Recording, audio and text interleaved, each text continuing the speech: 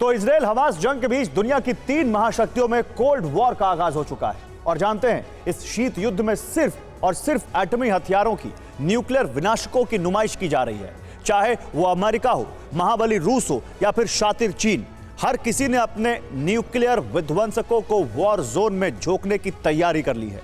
और ऐसे में सवाल खड़ा होता है कि क्या अरब में शुरू हुई वर्चस्व की जंग 78 साल बाद फिर से एटमी कोहराम मचाएगी? क्या गाजा में ऑपरेशन 13,000 से धरती पर युद्ध युग शुरू हो जाएगा? देखिए इस सुपर एक्सप्लोसिव रिपोर्ट में।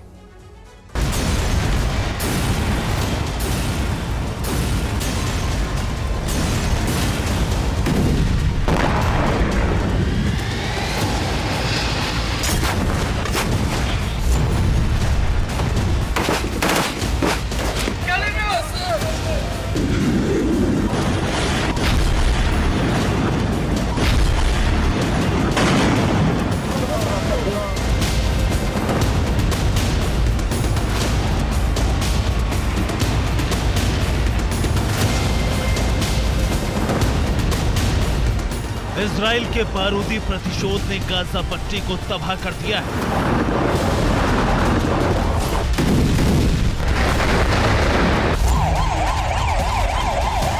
बीते 16 दिन से गाजा का कोना कोना बारूदी भवंडर से दहल रहा है।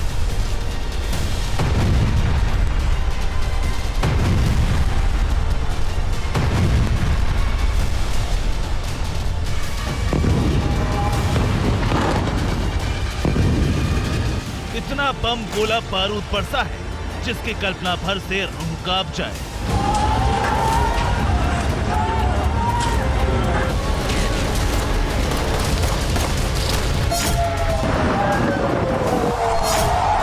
मगर इसी बीच वॉर जोन से 3 बड़ी खबरें सामने आई हैं, जिसके बाद गाजा पट्टी ही नहीं बल्कि पूरे मिडिल ईस्ट पर न्यूक्लियर वॉर का खतरा मंडराने लगा है। एटमी हथियार से होने वाले महाविनाशक का काउंटडाउन ऑन हो गया है।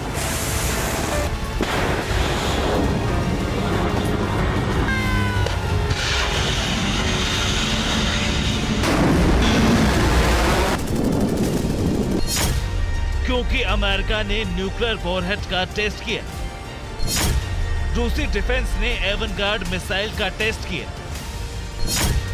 चीन ने एटमी हथियारों की खेप को कई गुना बढ़ा है।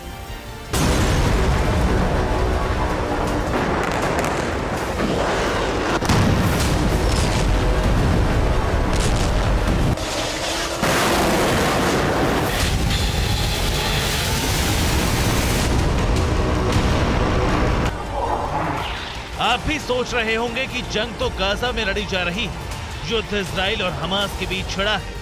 ऐसे में 3 महाशक्तियों की वॉर रेडीनेस का इस जंग से क्या ताल्लुक है? तो आपको बता दें कि इजराइल हमास की जंग के साथ रूस, चीन और सुपर पावर अमेरिका का एक्शन में आना, अपने परमाणु जखीरे को अपग्रेड करना, सीधे तौर पर महायुद्ध का संकेत है।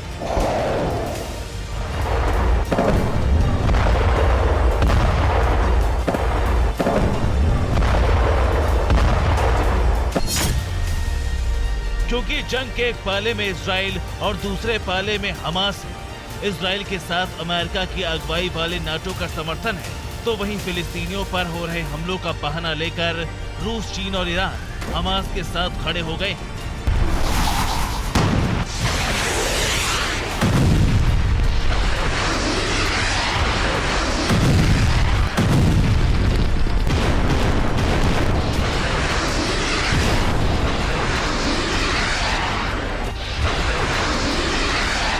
यानी हालात ठीक वैसे ही बन रहे हैं जैसे रूस यूक्रेन युद्ध में बने थे। यानी इजराइल हमास को लेकर लगातार खेमेबंदी हो रही, दुनिया 2 गुटों में बढ़ती जा रही। इसी बीच खाड़ी में सैन्य डिप्लॉयमेंट की भी खबरें सामने आ रही। आखिर क्या है ये खबरें, ये भी जान लीजिए।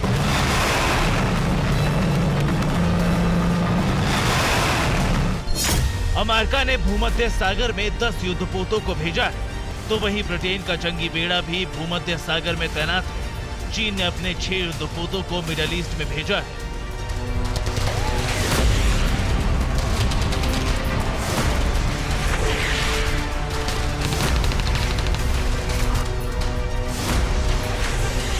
आपको बता दें कि मिडिल ईस्ट दशकों से एक ऐसा बैटल ग्राउंड बना हुआ है जहां बेहिसाब बम गोला बारूद बरसा है। शहर के शहर खंडहर में तब्दील हो चुके हैं, हजारों की तादाद में लोग मारे जा चुके हैं और मौजूदा वक्त में इजराइल हमास के बीच पूरी संघर्ष भी इसी तरह का संकेत दे रहा है।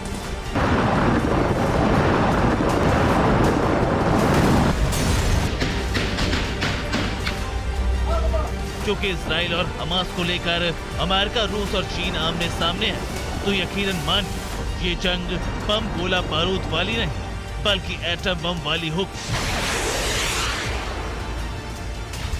यानी युद्ध के सबसे विनाशकारी हथियार से।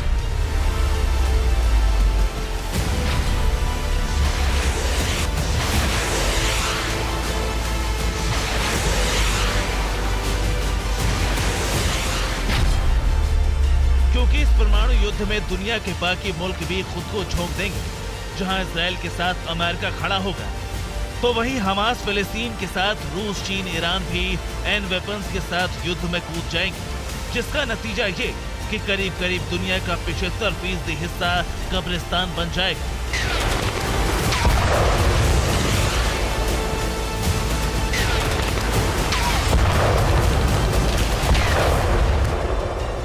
इंसानियत पर खतरा मंडराने लगेगा। जानते हैं क्यों? दरअसल मौजूदा वक्त में दुनिया के तमाम मुल्कों के पास 13,000 से ज्यादा एटम बम है। जी हाँ, न्यूक्लियर वेपन्स पर नजर रखने वाली एजेंसी सिप्री के मुताबिक रूस के पास 5,977 परमाणु बम है, वहीं अमेरिका के पास 5,428, चीन के पास 350, France 290, Britain 225, Bharat 160, Pakistan 165, Israel के पास 90, जबकि नॉर्थ कोरिया के पास 20 परमाणु बम है।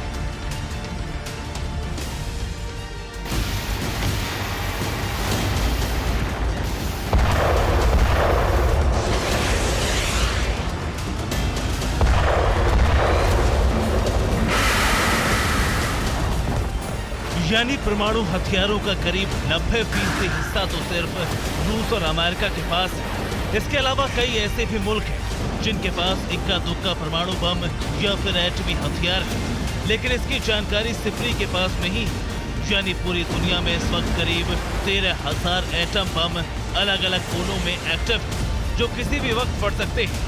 बस जरूरत है तो सिर्फ एक चिंगारी की, और उस चिंगारी को सुलगाने का काम अगर इजराइल या फिर हमास ने किया, तो फिर अंजाम दुनिया की तबाही पर ही जाकर खत्म होगा।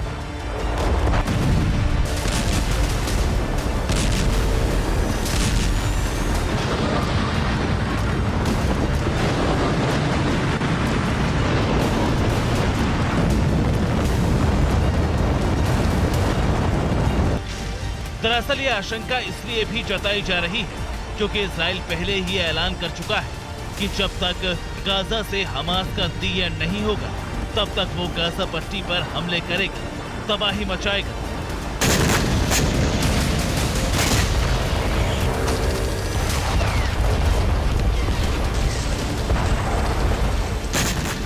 इतना ही नहीं, इजराइल की सैन्य मदद के लिए अमेरिका ने अपने बारूदी जखीरे को भी खोल दिया है।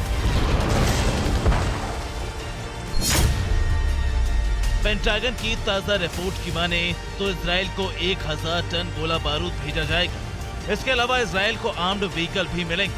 वहीं 2 आयरन डोम सिस्टम इजराइल में तैनात होंगे। यूएस आर्मी के 1500 रिजर्व सैनिक इजराइल जाएंगे।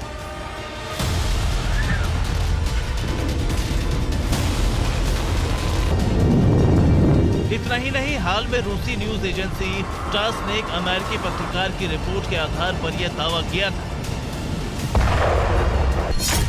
कि गाजा पट्टी में 78 साल पहले जैसी तबाही मचेगी। गाजा पट्टी में हिरोशिमा जैसा प्रचंड धमाका होगा। गाजा पर थर्मोबैरिक एरियल बम का इस्तेमाल होगा।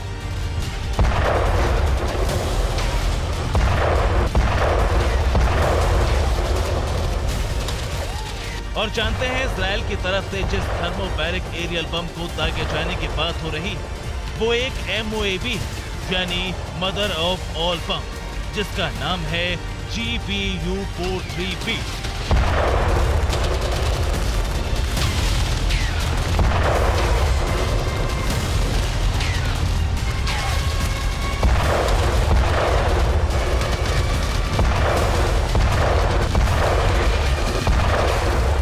ये एक ऐसा धरती फाड़ बम है जिसके आगे दर्जनों न्यूक्लियर बम की भी कोई हैसियत नहीं। और इजराइल हमास जंग के बीच बेंजामिन नेतन्याहू अगर इस प्रलयंकारी हथियार का इस्तेमाल करते हैं या फिर इसका गाजा पर प्रहार किया तो यकीन मानिए मदर ऑफ ऑल बम का एक वार गाजा पट्टी का वजूद खत्म कर सकता है।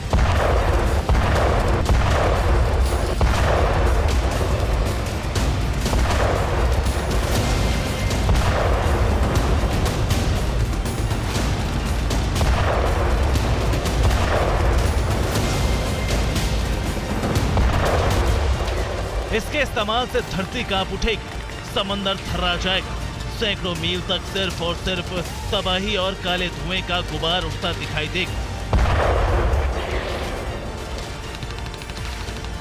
यकीनन इस तबाही के बाद भले इजराइल की जीत हो, मगर गाजा में भीषण नरसंहार पर रूस, चीन और ईरान का भड़कना तय है और इजराइल के थर्मोबैरिक बम के जवाब में एटम बम का फटना तय है।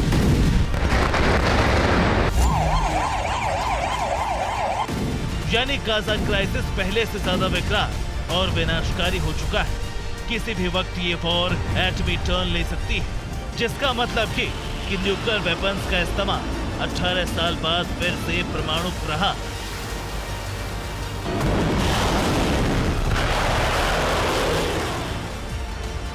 Bureau report, TV9 Bharatvarsh.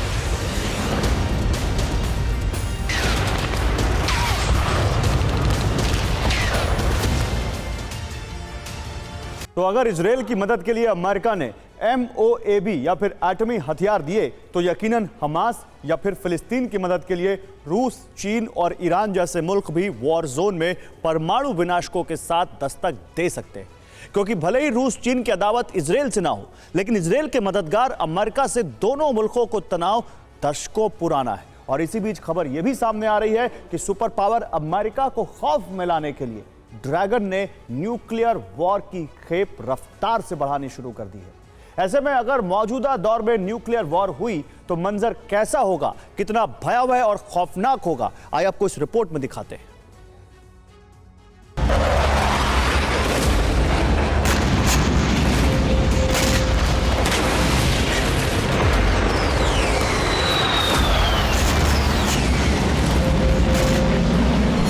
जिस बम से महाविनाश होता है, जिस बम से बेहिसाब बर्बादी होती है, जो बम इंसानी वजूद के लिए सबसे बड़ा खतरा है, उसी विनाश की खेप को धड़ल्ले से ड्रैगन कंट्री बढ़ाने में जुटी है। वो भी तब जब एक फ्रंट पर रूस यूक्रेन में युद्ध जारी है तो वहीं दूसरे फ्रंट पर इजराइल हमास का खूनी संघर्ष चरम पर है।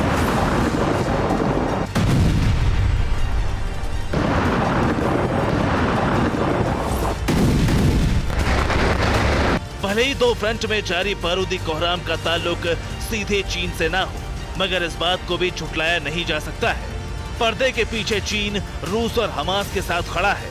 वजह है महाशक्ति अमेरिका, जिसे चीन अपना सबसे कट्टर दुश्मन और प्रतिद्वंदी मानता है।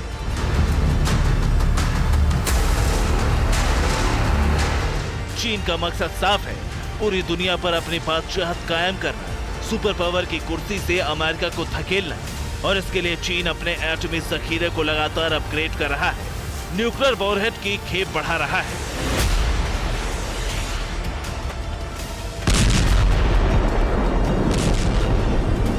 ये दावा हमारा नहीं, बल्कि अमेरिका की खुफिया एजेंसी ने अपनी ताजा रिपोर्ट में खुलासा किया है कि चीन हमारे खिलाफ न्यूक्लियर वॉर की तैयारी में जुटा है। चीनी डिफेंस लगातार परमाणु हथियारों की खेप बढ़ा रहा है। चीन के एटमी वॉरहेड की तादाद 500 तक पहुंच चुकी है। 2030 तक ये आंकड़ा 1000 से ज्यादा हो सकता है। अगर इस रिपोर्ट में जरा भी सच्चाई है तो यकीन मानिए जिनपिंग की एटमी सनक तीसरे विश्व युद्ध का ऐलान बजा सकती है। 78 साल बाद फिर से एटमी कोहराम होने की आशंका बढ़ा रही है, क्योंकि चीन की न्यूक्लियर तैयारी से जुड़ी जो हॉरर रिपोर्ट सामने आई है वो इस बात का साफ और सीधा संकेत दे रही है कि ड्रैगन जंग पर अड़ा हुआ है और अमेरिका जैसे ताकतवर मुल्क के खिलाफ प्लान भी उसका बेहद विस्फोटक और विनाशकारी है।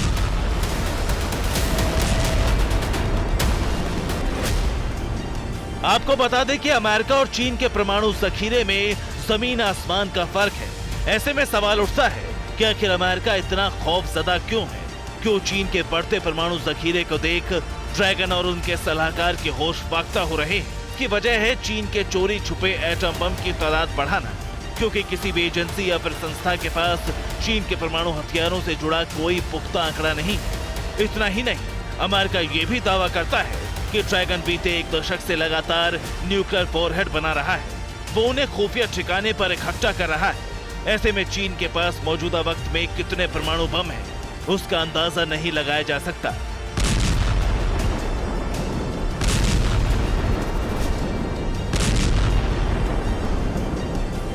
ऐसे में अमेरिका के खिलाफ किसी भी फ्रंट पर चीन ने एटम बम का इस्तेमाल किया तो क्या होगा, कैसी तबाही मचेगी? तो आपको बता दें कि परमाणु बम का इस्तेमाल सबसे पहले अमेरिका ने जापान पर किया था। 15 किलोटन वजनी उस एटम बम ने बेतहाशा तबाही मचाई थी। पलक झपकते ही लाखों लोग मौत की गर्त में समा गए थे। मसलन 78 साल पहले दुनिया का पहला एटम बम इस्तेमाल हुआ। 6 अगस्त 1945 को जापान के हिरोशिमा पर पहला बम गिरा। यूएस ने 15 टन का एटम बम विमान के जरिए गिराया। हिरोशिमा में करीब 1.25 लाख लोगों की मौत हो गई। जापान के नागासाकी शहर पर दूसरा एटम बम दागा गया। नागासाकी पर गिरा एटम बम हिरोशिमा से भी ताकतवर था। धमाके में करीब 80,000 लोगों की मौत हुई।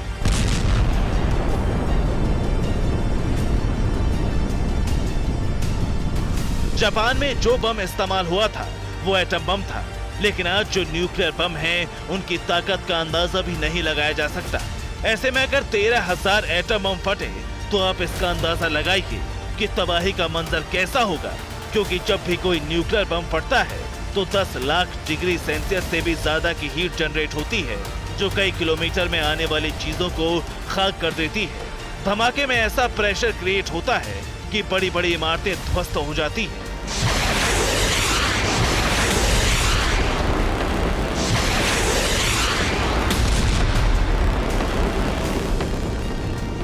न्यूक्लियर बम जब धरती पर गिरता है तो धमाके के साथ धुएं का गुबार उठता है, जो मशरूम की तरह दिखता है। इसीलिए इसे मशरूम क्लाउड कहते हैं।